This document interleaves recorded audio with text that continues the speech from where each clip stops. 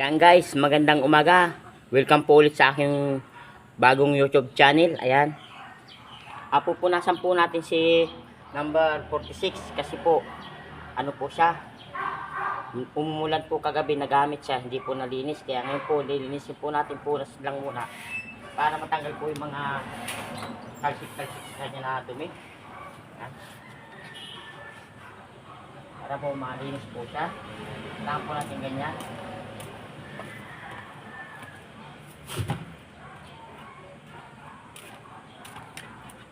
Yung bike malaglag.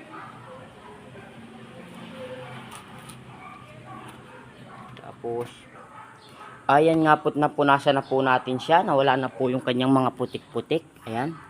Mapapagmastan po natin. At yung bike ko nga lang pala po na yan hindi po mamahalin lang. Mura lang po yan. Kasi hindi naman po kasi pwedeng bumili ka po ng bike na puro mamahalin. Pampapurma lang po kasi ang mahal na bike. Kung makita ka ng ibang siklista, sasabihin, wow, ang ganda, mapurma. Yan po kasi natin kailangan yun. Kailangan lang po natin ay mag-enjoy tayo minsan sa pamamagitan ng pagbike. Pero may nagastos na rin po ako dyan. Pero hindi pa po ganun kalaki po yung aking nagagastos. Kasi bago ko po gagastusan ng malaki yan, mag-iipon muna po ako ng pera para po sa akin nabukasan. Kung sakaling magkapamilya man, ay may tutukuyin po akong pera. Ayan. Bali yan po ay mga mumurahin lang po yung mga ibang pisa niyan. Hindi po mga mamahalin. Kaya ano lang po yan, pang alis lang po ng stress. Yung minsan-minsan po ay mag-i-enjoy ka kunwari sa pagbabike.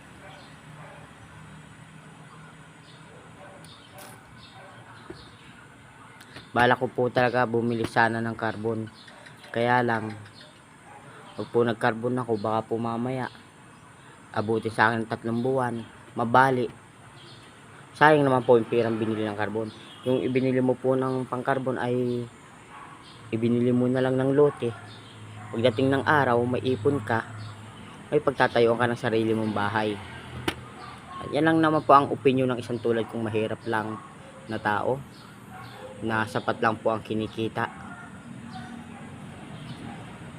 Yan, hanggang dito muna po yung aking video at maraming salamat po. Sana po suportahan po ninyo ang video ko na to. Salamat po. Ingat po kayong lahat.